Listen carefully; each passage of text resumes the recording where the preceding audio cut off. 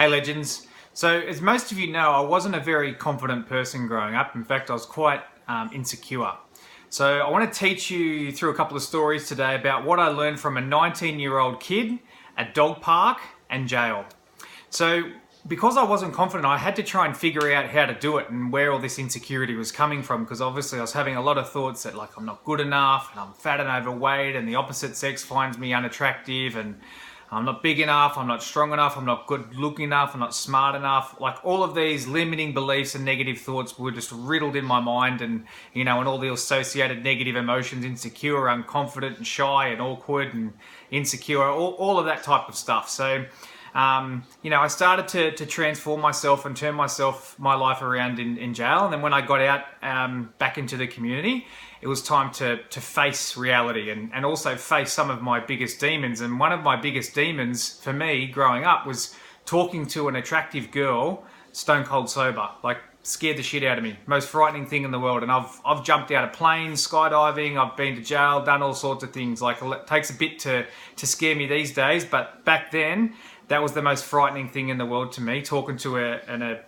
girl in the middle of the day, stone cold sober. So anyway, I did a bit of research, as I do whenever I'm learning something, try and learn as much as I can about it, and found out that there was this whole like underground dating world where there was like these dating coaches, or call themselves pickup artists, but dating coaches, who essentially would teach unconfident boys how to become confident men. So I did my research, found this one guy in the city, went into the city and met this guy. Now, this dude was about 19 years old, shaved head at the side, big fringe flicked over down the other side, and dressed in real funky clothes. But when I met him, this guy pierced my eyeballs. Like, he was just fucking confident. Like, when he looked at you, he could look straight through your soul. He was afraid of nothing. And so I went and talking to him, telling him my story and what I wanted help with. And he goes, all right, yeah, I can help you with all that.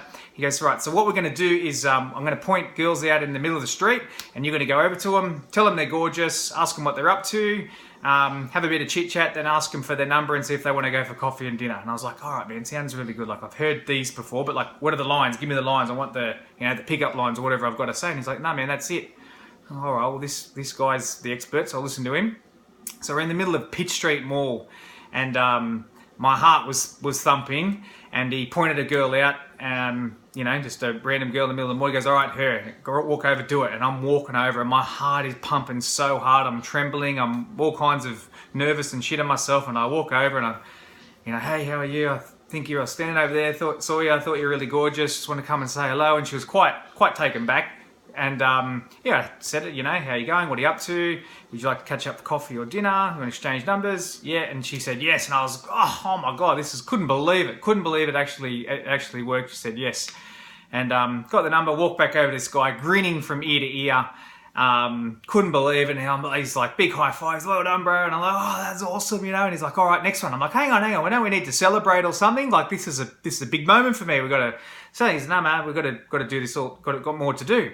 Oh, all right, so anyway, we're straight into the next one. He'd point to the next one, over I'd go, run the same lines, say the same things, and we just do this all throughout the day. And we get to the end of the day, and I've done it probably 20 times, and by the 20th time, I'm like, man, it just seems like it's just, they either like you or they don't. He goes, yeah, man, that's pretty much what it is. And I'm like, oh, all right. So he goes, look, you can manipulate someone to like you, but if you've got to manipulate them in the early phases, imagine what it's going to be like down the track when the relationship actually gets hard. And I'm like, yeah, no thanks. That doesn't suit me. So yeah, it was just like this big realization that, okay, so people are either attracted, like in terms of dating and intimate relationships, all that kind of stuff. People are either attracted to you or they're not. And it made me think, because I'm obviously a deep thinker. It's like when you go to a dog park, right? Those of you who have dogs will know what I'm talking about. You go to a dog park. What do two dogs do as soon as they meet each other? They go and sniff each other, and then they decide, yep, we're friends, or nah, don't like it, get away from me. And that's it. They don't hold on to it. They don't carry it around with them. They just get on with it. And I thought humans could learn a lot from that interaction that dogs have.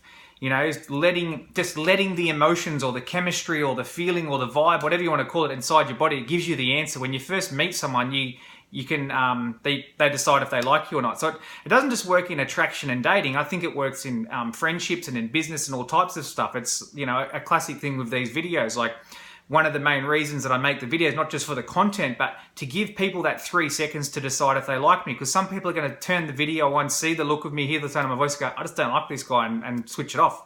And that's fine. But some people will watch it and resonate and connect to it and think, yeah, I like what this guy's got to say. I want to hear more. So I think a lot can be taken out of that, learning that we either click with someone or we don't. So yeah, that was like how I started to overcome the insecurities when I got out. But I also had a moment in jail that I wanted to share with you as well. And it was this, that most of my life I'd been trying to impress other people. It was all about, let's get big and lean and ripped and all that kind of stuff, because I get respect off guys, and girls should be attracted to me if I look like that. So that was the plan, to go along and do that. So I'm literally doing it for everyone else. But the thing is, when you get locked up in jail, there's no girls in there. There's no one to impress. Right, so I went into obviously a deep, dark hole when I was in there. I put on a lot of weight. I got up to about 125 kilos, and I was just a slob. And I got to a point where I was absolutely disgusted in myself. And I remember looking in the mirror. It's not a mirror, it's like a stainless steel sheet of metal that kind of reflects you back at yourself. And I remember looking at that and just thinking, mate, what are you doing? You just let yourself go. You got a degree in exercise science, you know all this stuff, but you don't do any of it. Like you're hopeless. And it was a really brutal conversation I had with myself. But an interesting thing happened after that. I thought, you know what? I'm no longer going to do things to try and impress everyone else. From today forward, I'm only going to do things that impress me. I'm only going to do things so when I do it, I pat myself on the back and go, you know what? That was awesome. That was, I can't believe you did that. It was incredible. Right? So I kind of made it my mission from that day, along with like a lot of other things I was doing at the time, but really doing things to impress myself. And I really took this into my training as well. Training because I wanted to train, training how I wanted to train. Wasn't training so much for the, I was training for the look, because you know what? When I feel that I'm looking good, it makes me feel good. Simple as that. And I want to feel good. I'm all about feeling good, good vibes, being optimistic, positive kind of guy who can bounce back from anything. That's what I want to represent and inspire other people by doing. So, and it was kind of hard for me to admit that early on. It's just having that honesty about, my intentions behind my training. Well, I want to look good and I want to feel good. So that's it. It's like, oh, you want to get fitter and stronger and all these healthier and all that. Yeah, well, to me, they're the side effects. They're the side benefits, I should say, from training to want to feel good and look good. That was my main purpose, right? So, well, isn't that your ego? That's your ego taking over. Well, okay, so maybe there's a little bit of ego that can be healthy, right? If that's going to keep me on track and keep me out of trouble and lead me down a good path, and that's ego, okay, then that's the amount of ego I'm willing to accept into my life, as long as it's not bringing me negative thoughts and emotions and having a negative effects on me and anyone else. It can only be a good thing, right?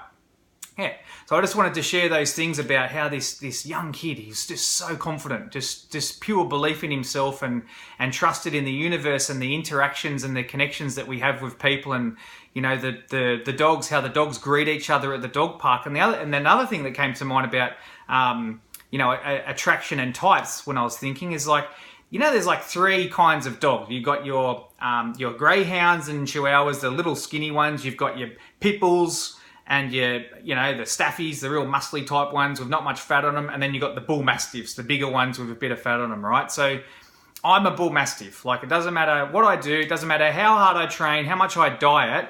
I can come down and try and get like a pit bull or a staffy, but I always end up gradually going back to the bull mastiff because I'm a bull mastiff, right? And then I think in terms of attraction, what is our DNA attracted to? Well, I believe when we find our ideal partner, they're attracted to a certain type, and we're obviously that type because we're the ideal partner, right? And what I've realized is it gives us leniency. It's like GST. We've got to get a bit of give and take in it.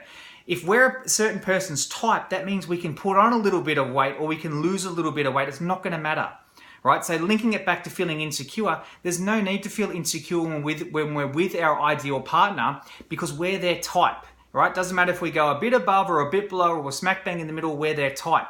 If we're not their type, different story. Then we will feel self-doubt and insecure because we're with a person who maybe we're not necessarily their type. Now, I'm not saying we need to match up types exactly like, the people that put on fat easy should go together and the ones that are muscly and lean that should go together and the skinny ones should go together. I'm not saying that. I'm saying that because opposites can attract, right? It's just identifying the person who's interested in you, what's their type, and being confident and secure in that you are part of their type, because it can work either way. On a deeper level, because I always like to teach and coach, where does insecurity come from? Insecurity can only come from here, can only come from listening to the ego in your head. Your authentic self doesn't know how to feel insecure. It only knows how to feel secure. Confident, strong, secure, happy, relaxed, anything good comes from the authentic self. So listen to this voice or your gut instincts, whatever you want to call it. I call it the authentic self. This voice in your head is going to make you feel negative. Now, the voice in the head, its job is to give you suggestions. Right? When we're younger, the ego's job is to keep us safe, like don't walk out on the road, you might get hit by a car, like more physical dangers, right? But as we get older, the ego's job is to point out other dangers, perhaps emotional danger or social danger, right? But what happens is we believe that voice in our head to be true. We believe what it says is exactly this must be true, but it's not. It's just a suggestion. The ego's just suggesting, hey, what if this person doesn't like us anymore? What if this person's not attracted? What if we're not good enough? Right? It's only making a suggestion, but because most people think that that's the only voice we can listen to, they believe it to be true. Now, as we know, in contrast to the ego is the authentic self. Now, the authentic self is like the big boss. The ego is like the manager and the workers. The ego, the manager and the workers should never get the final say in the business. It should always go through the big boss, the authentic self, right? So what does that mean? How can we link it, make it practical to real life? So when your ego thinks of a negative statement about you, or it's pointing out something, what if you're not good enough? What if they don't like me, etc., etc. The job is to check that statement with your authentic self. So you'd say, hey, authentic self, is what my ego just said then, is that true or not? And if the ego will say, no, it's not true. Okay, that's just my ego trying to sabotage me. It's just trying to point out negatives, but it's not true. So I can then dismiss the thoughts. If the ego says, yes, it's true, okay, then you start to problem solve it. Am I with the right partner? Do I need to find someone who meets my values more? Or someone who I meet their values more, etc., etc., right? So it doesn't mean it's a bad thing. It just means we need to move on our life's purpose and move in a more authentic, positive direction that matches our values. Right, so to recap that last part, the ego's job is to give a suggestion, but it doesn't get the final say. You've got to double check. Whatever the voice in here says, double check it with your authentic self. Hey, authentic self, has that thought that my authentic self just gave me, is it actually true or not? Right, and then go that way. Most of the time it's going to say to you, no, it's not true. Right, that's just your ego trying to make you worry. It's trying to sabotage you, trying to make you doubt yourself. All right, guys, so I hope that helps. Confidence comes from the authentic self, not from the ego, and so does feeling secure, comes from the authentic self. I hope that helps, guys.